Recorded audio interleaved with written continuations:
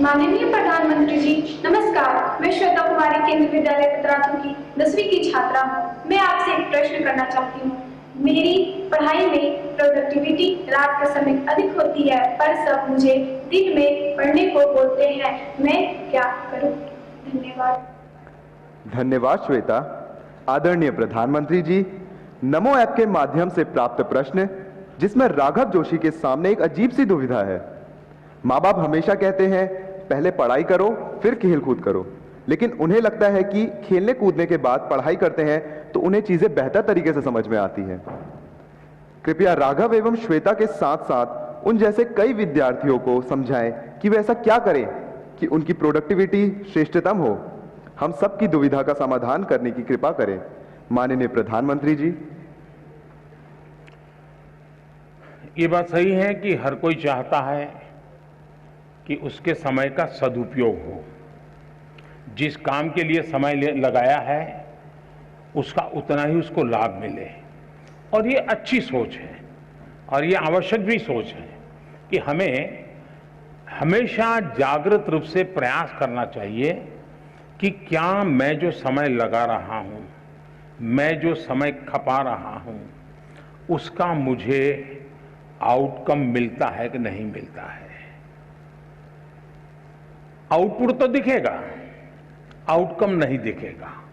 इसलिए पहले तो खुद में एक आदत डालनी चाहिए कि मैंने जितना इन्वेस्ट किया उतना मुझे प्राप्त हुआ कि नहीं हुआ, और इसका हम हिसाब किताब लगा सकते हैं। और ये आदत हमको डालनी चाहिए कि भाई मैंने आज मैथमेटिक्स के पीछे 1 घंटा लगा दिया, तो मुझे उस 1 घंटे में जो मुझे करना था वो मैं कर पाया या नहीं कर पाया। उसमें से जो सवाल मुझे कठिन लगते थे वो मुझे सहज हो गए नहीं हो गए, मतलब मेरा आउटकम इंप्रूव हो रहा है।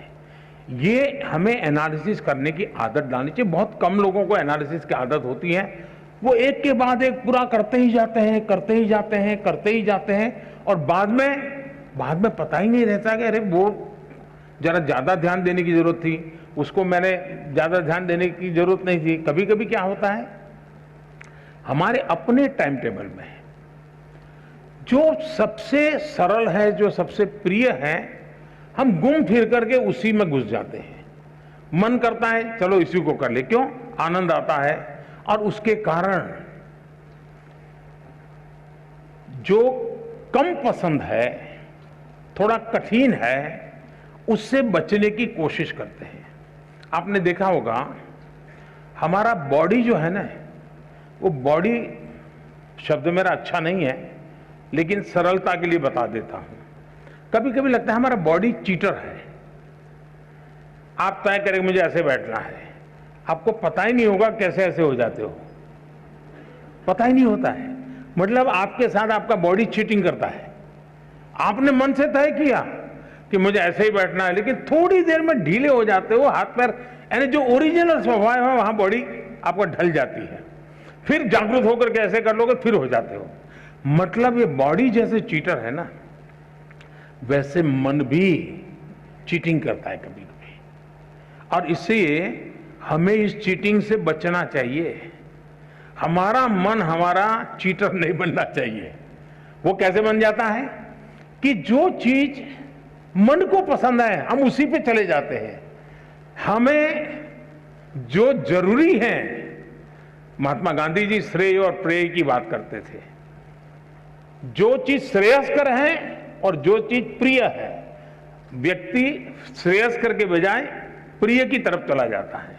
जो श्रेयस्कर है उस पर हमने चिपक के रहना चाहिए, यह बहुत आवश्यक होता है। और उसी की तरफ अगर मन चीटिंग करता है, वहां ले जाता है, फिर खींच के ले आओ, तो आपकी प्रोडक्टिविटी, आपका आउटकम बढ़ेगा, और उसके लिए प्रयास करना चाहिए। दूसरा, ये जो सोचना कि मैं रात को पढ़ूं तो अच्छा होता है, कोई कहता है मैं सुबह पढ़ूं तो अच्छा होता है, कोई कहे खाना खा करके पढ़ूं तो अच्छा होता है, कोई कहता है भूखा रह करके पढ़ूं, ये हर एक की अपनी अपनी प्रकृति होती है। आप ऑब्जर्व कीजिए अपने आप को, किस चीज में आप कंफर्टेबल हैं। एक्चुअली है आप कंफर्ट होने चाहिए।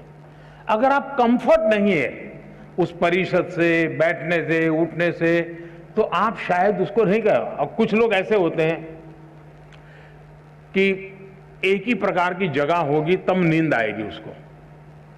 मुझे याद है, मैं बहुत साल पहले एक मूवी देखी थी। उस मूवी में एक दृश्य आता है, कोई एक व्यक्ति झुग्गी झोपड़ी के पास अपनी जिंदगी गुजारता है और फिर अचानक कोई अच्छी जगह पे रहने जाता है। उसको नसीब आता है लेकिन नींद नहीं आ रही है। और नींद क्यों नहीं आती, तो फिर अपना दिमाग खपाता है, तो वो जाता है रेलवे स्टेशन पे और रेल की पटरी की जो आवाज, खटापट की आवाज, उसको टैप करता है और घर में ला करके वो टैप रिकॉर्ड शुरू करता है और फिर सो जाता है, नींद आ जाती है। उसका वो कंफर्ट हो जाता है जब तक उसको वो। अब हर एक के लिए कोई कहे कि भाई ट्रेन की आवाज आएगी तो तुम्हें नींद आएगी, हर एक के लिए जरूर नहीं होता, लेकिन उसको वो कंफर्ट लगा।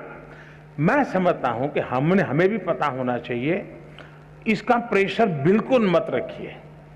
जिस चीज में आपको आनंद आता है, आपको कम से कम उसके लिए अपने आप को एडजस्ट करना पड़ता है, वो रास्ता छोड़ने की जरूरत नहीं है। लेकिन उस कंफर्ट अवस्था में भी आपका काम है आपकी पढ़ाई, आपका काम है मैक्सिमम आउटकम, उसमें से जरा भी हटना नहीं है। और मैंने देखा है लोग कैसे काम करते हैं। कभी कभी हम सुनने को तो अच्छा लगता है कि फलाना व्यक्ति 12 घंटे काम करता है, 14 घंटे काम करता है, 18 घंटे काम करता है, सुनना अच्छा लगता है। लेकिन एक्चुअली 18 घंटे काम करना क्या होता है, मेरे जीवन में एक बहुत बड़ा लेसन है। मैं जब गुजरात में था तो केका शास्त्री जी करके एक बहुत बड़े विद्वान थे। स्वयं तो 5वीं 7वीं कक्षा तक ही पढ़े थे, लेकिन अनेक ग्रंथ लिखे थे उन्होंने, दर्जनों ग्रंथ लिखे थे और वो पद्म सम्मान से भी सम्मानित थे। वो जीवित रहे थे 103 साल और जब मैं वहां था तो मैंने उनकी शताब्दी का ऑफिशियल कार्यक्रम सरकार का किया था। मेरा उनके साथ बड़ा निकट रिश्ता जैसा था, बड़ा प्यार रहता था मुझ पर उनका। तो मैं बहुत साल पहले, तब तो मैं मुख्यमंत्री भी नहीं था, तो हमने एक बार कार्यक्रम बनाया कि उनको लेकर के राजस्थान के तीर्थ क्षेत्रों पर मैं उनको दर्शन करने के लिए ले जाऊंगा। तो मैं उनको लेकर के चला, तो हम एक व्हीकल में थे सब लोग। मैं देखता था कि उनके पास बहुत कम लगेज था, लेकिन उसमें भी ज्यादा लगेज उनकी लिखने पढ़ने की चीजें थी। कहीं रेलवे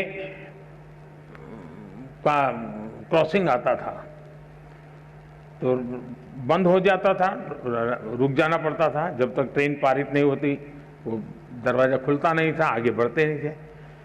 अब उस समय हम क्या करते हैं, हम या तो नीचे उतर के थोड़ा टहलेंगे या कोई सिंह चना बेचता होगा तो लेकर के खाएंगे। हम अपना समय, मैं देखता था कि जैसे ही खड़ी हुई गाड़ी, वो अपने थैले में से कागज निकालते थे और एकदम से लिखना शुरू कर। तब उनकी उम्र मैं समझता हूँ 80 तो करीब पहुंच गई होगी।